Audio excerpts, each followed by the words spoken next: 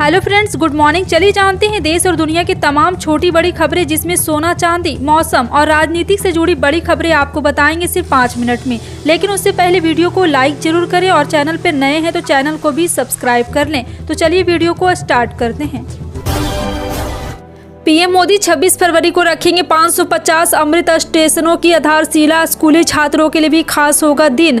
Amrit Bharat station योजना भारतीय railway के स्टेशनों को विकसित करने के लिए शुरू की गई थी और रूफ प्लाजा की परिकल्पना स्टेशनों की छत या ऊपरी हिस्सों में फूड कोर्ट, छोटे बच्चों के खेलने के लिए छोटी सी जगह और स्थानीय उत्पाद की बिक्री के लिए एक स्थान के रूप में विकसित करने के रूप में की गई है।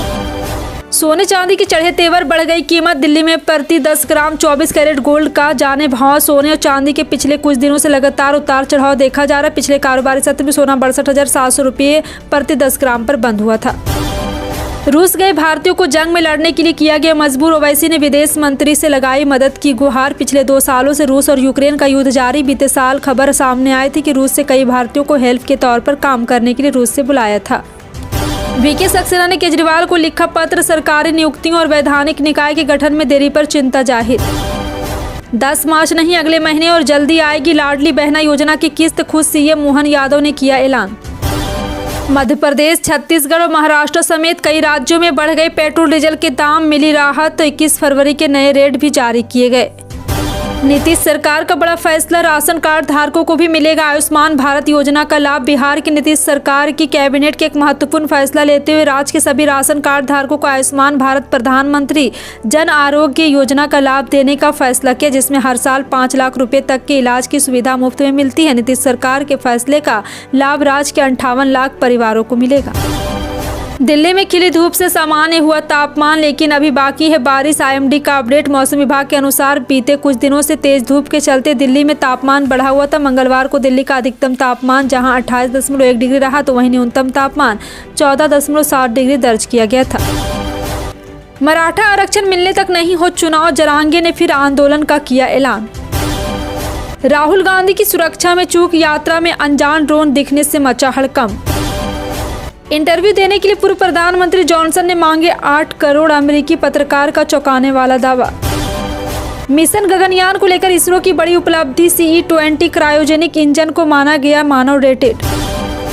बिहार के किसान ड्रोन से करेंगे खेती, ऐसे मिनटों में होगा घंटों का काम। बिहार में किसान अब ड्रोन की सहायता से खेतों में खाद और कीटनाशक का छिड़काव करेंगे। ड्रोन की सहायता से किसान हानिकारक रसायन का संपर्क में आए बिना कीटनाशक का छिड़काव कर सकेंगे।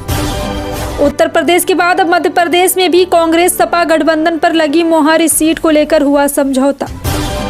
एनडीए से पहले बिहार में होगा इंडिया ब्लॉक की सीटों का बंटवारा। तेजस्वी यादव, बिहार के पूर्व मुख्यमंत्री तेजस्वी यादव लोकसभा चुनाव के लिए कमर कस चुके। वह जन विश्वास यात्रा के जरिए लोगों तक अपनी बात पहुंचाने की कोशिश कर रहे हैं। किसान आंदोलन को लेकर केंद्र और पंजाब सरकार आमने सामने। एमएचए को चिट्ठी लिखकर भेजा जवाब, और पंजाब द्वारा किसानों में भेजे जवाब में किसान पर हरियाणा पुलिस के द्वारा चलाए गए ओस, गैस, रबड़ बुलेट्स एवं फिजिकल फोर्स का भी जिक्र है।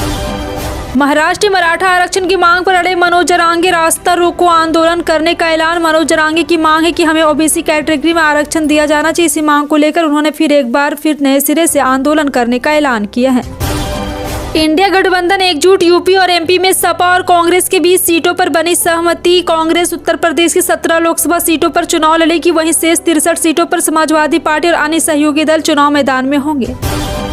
शंभू बॉर्डर पर डटे किसान, पुलिस ने दागे आंसू गैस के गोले। सरकार ने फिर दिया बातचीत का ऑफर। भारतीय रेडियो के grand old man Amin Sayani का 91 वर्ष की उम्र में निधन। बिनाका, गीतमाला और आवाज ने दिलाई थी लोकप्रियता। 550 अमृत भारत स्टेशनों की 26 फरवरी को सौगात देंगे पीएम मोदी। हाईटेक सुविधाओं से लैस होंगे स्टेशन। केंद्रीय मंत्री भूपेंद्र यादव करेंगे वायनाड का दौरा। जंगली जानवरों के हमले के मुद्दे पर करेंगे चर्चा। केरल के वायनाड में जंगली जानवरों के हमले में 3 लोगों की मौत पर कुछ दिनों बाद हिंसक विरोध प्रदर्शन हुआ।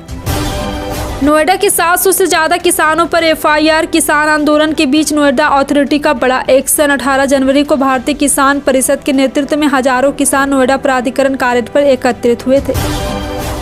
वोट के लिए मस्जिद से लेकर मदरसों तक का चक्कर लगाएगी बीजेपी। उर्दू और अरबी भाषा में भी होगा प्रचार। यह पहली बार है जब बीजेपी ने मुस्लिम वोटों को आकर्षित करने के लिए इस तरह का अभियान शुरू किया है। पार्टी को उम्मीद है कि इस कदम से उसे 2024 के लोकसभा चुनाव में फायदा मिलेगा। भारत में साल 2024 में 9.5% बढ़ेगा कर्मचारियों का वेतन। सर्वे में आई रिपोर्ट। भारत में इस साल यानी 2024 में कर्मचारी के वेतन में 9.50% की वृद्धि होने का अनुमान। खेती किसानी और ग्रामीण कामगारों के लिए जनवरी में घटी महंगाई। खाने की वस्तुएं भी हुई सस्ती। कृषि कामगारों के मामले में तमिलनाडु 1470 अंक के साथ सूचकांक सूची में सबसे ऊपर रहा। वहीं हिमाचल प्रदेश 970 अंकों के साथ निचले स्थान पर रहा। ग्रामीण श्रमिकों के मामले में आंध्र प्रदेश 1454 अंकों के साथ सूची में टॉप रहा। फिलहाल आपका इन सभी खबरों पर क्या कहना है, कॉमेंट सेक्शन में टाइप करके जरूर बताएं।